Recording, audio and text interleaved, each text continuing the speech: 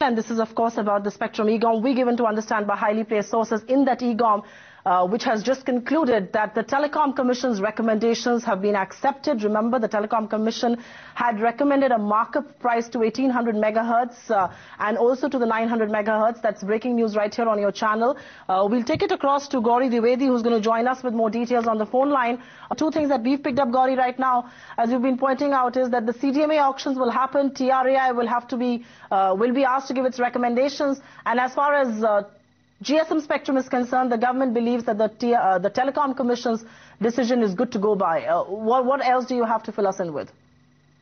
Well, Subra, that's what we're picking up at this stage, that 1800, 900 prices that were recommended by the Telecom Commission have been accepted by the ministerial panel. In fact, in terms of numbers, I'll just give you, for Pan-India, the Telecom Commission's recommendations was 8,825 crore in the 1800 megahertz band for 5 megahertz.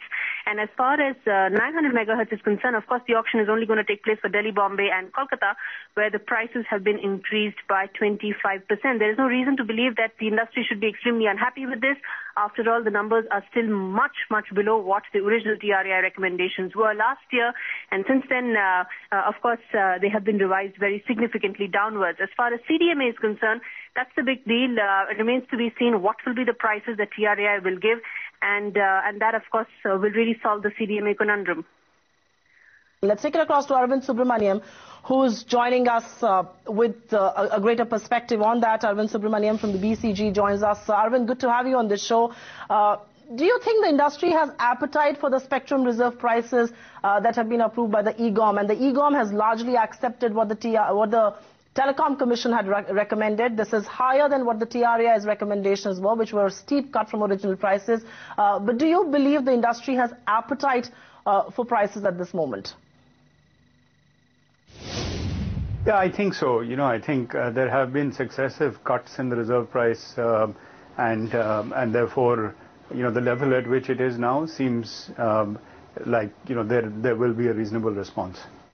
But I've got Ashok Sood, who represents the CDMA operators, and he's joining us as well live. Mr. Sood, good to have you on this show. We're still to understand what the recommendations have been and what is the decision on CDMA spectrum. But for now, it looks like the empowered group of ministers has decided to go ahead with the Telecom Commission's views. And the first view really was a markup in spectrum pricing, at least for the GSM bit, 15%. 20% for category A circles and 25% for 900 megahertz. What is your first view on that? Do you think the industry has the appetite for this? Well, I think the recommendations of the Telecom Commission on 1800 and 900 pricing was reasonable. They were higher than what TRAI had suggested, but even so, I think at those prices one can expect to see some auctions. But for us and our members, what is more important is the 800 spectrum. And what makes me happy today is to hear that the Telecom Commission's recommendation that 800 spectrum should be auctioned simultaneously right now along with the others is a very positive step. Of course, we would need to know what kind of reserve prices the EGoM has finally settled on, and more on that when we get to know that.